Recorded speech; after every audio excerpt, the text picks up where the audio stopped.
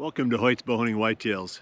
It's a beautiful morning here in Iowa, and I should probably be in a tree stand, but I was starting to get very discouraged and very beat down by not only a lack of seeing deer, which is disappointing, but then that was compounded with all the wet weather and rain and wet snow and cold northwest wind. It was time for a break.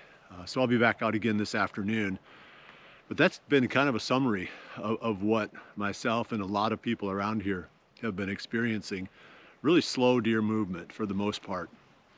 So let's hear from our sponsors, and then I'm going to dive into what the behavior and the weather forecast looks like for the week ahead. Hoyt's Bowhunting Whitetails is brought to you by Redneck Blinds, Code of Silence Apparel, Hunt Stand Pro Whitetail app, Whitetail Institute, research equals results, B3 releases, XO broadheads, exact sights, Muddy Outdoors tree stands, Stealth Cam trail cameras, and Hoyt. So I think the most important thing now is the fact that the rut is pretty much played out.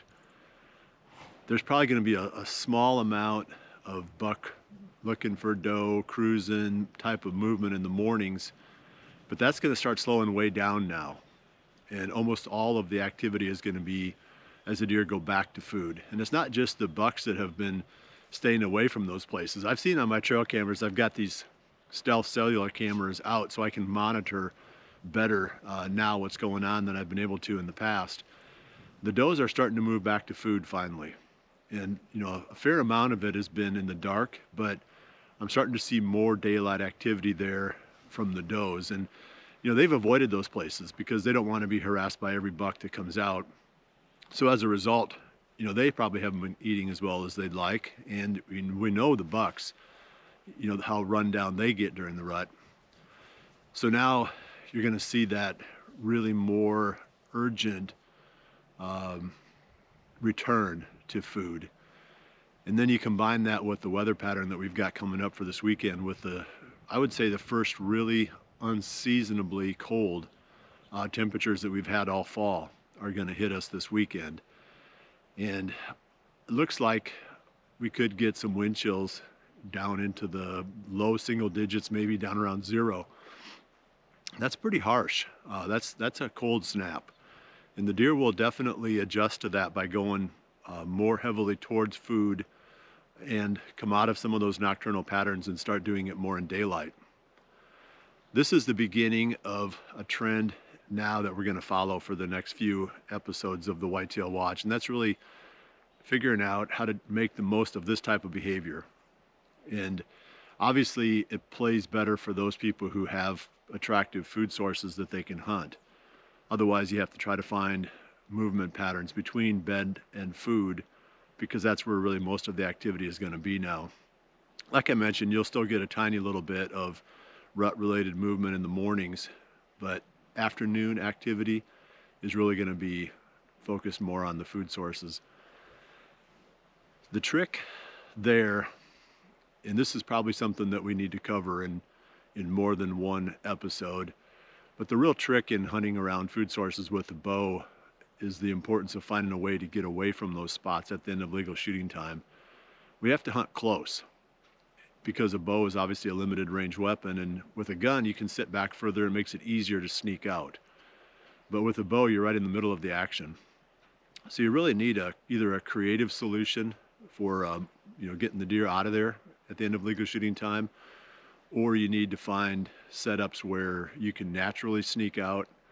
Those are tough to set up, tough to come by.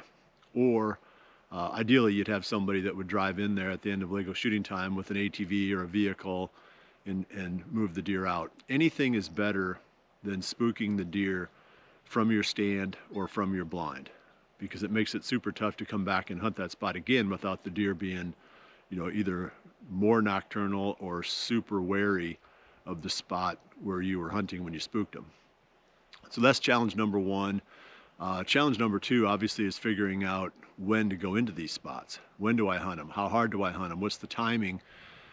And that requires either some long-range scouting if you don't have trail cameras, or you need to put trail cameras in some of these spots to find out when that daylight activity is starting to take place.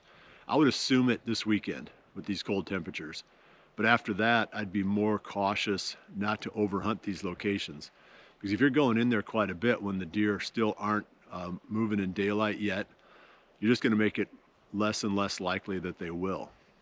You want to have that first strike be at the time when the deer are most vulnerable. So there's a lot of patience that goes into this time of the season. Either you got to have a lot of patience or you got to have a lot of spots, where you can spread your effort out, because you don't get away with much this time of the year. I'd say they're warier now and harder to hunt now than they will be or were at any other time of the season. So we'll keep coming back to this topic on the Whitetail Watch, because it's going to be the really the main message or the main theme for the next few weeks. We're approaching Thanksgiving here, so we want to wish you and your family a happy Thanksgiving, and we'll see you right back here again in another week for the next episode of the Whitetail Watch, produced by Hoyt's Bow Hunting Whitetails. And remember to always dream big.